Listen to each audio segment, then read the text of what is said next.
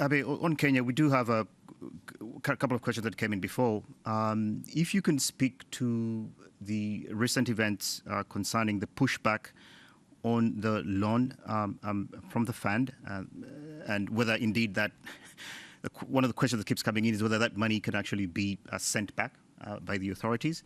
That's one. Transparency measures that are built into the support, and in general, how you see Kenya's economic outlook. And that's Julian Amboko, NTV. Thanks, Andrew. Yes, there has been quite a bit of commentary on the Kenya program approved 10 days ago by the executive board. So a couple of points, perhaps. So I think a general point, not just about Kenya, but really broadly about the kind of issues that this commentary was about. For the last in recent years, what has been clear is that there is what I've been calling a trilemma. Not just a trilemma of sorts that countries have had to contend with. On the one hand, the development needs our countries have, of course, remain as pressing as ever and maybe even increasing with population growth. So more demand to invest in health, education, infrastructure, really tremendous pressure. So that's the first element of this trilemma. Second is, of course, debt levels increasing. To levels that are becoming worrisome in many countries. So this is the second element of the trilemma. And then the third element is governments unwilling or unable or finding it very difficult to raise taxes and people pushing back against measures to collect more taxes. So how countries navigate this space, this between these three poles, has been a challenge for many, for the last 8-10 years in many countries in the region. The pandemic has come and made this challenge even more acute because debt levels are now ratcheted up in most countries higher.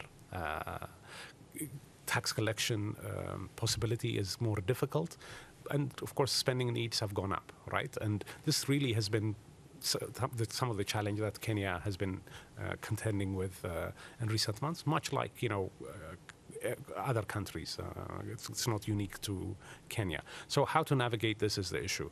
In our view, and I think the government's view more importantly, is that you need a framework, a medium-term fiscal framework, how to handle and contain debt vulnerabilities and bring them down over the medium to long term. And that's exactly what the program is designed to do. And we, of course, are providing financing, but it's the cheapest financing that's available for the government of Kenya at a time like this. The alternatives are either to reduce the deficit immediately to very, very low levels, which, of course, would mean cutting spending or going out and raising more tax revenues. But this also economically, I'm not sure makes sense because at this time, the economy could do with some support from government spending, given how weak conditions remain. I mean, the country's still contending with some regions facing a shutdown. So the program the government has come up with, and we are supporting with this ECF, is really designed to contend with all of the challenges that we see that country facing, and containing and bringing debt down over the medium to long term. And we look forward to working with the government to address any issues that emerge. On the transparency and governance side, again, as I touched on earlier, there are important elements in the program to promote transparency in the use of public resources, beneficial ownership information on emergency resources that were used last year.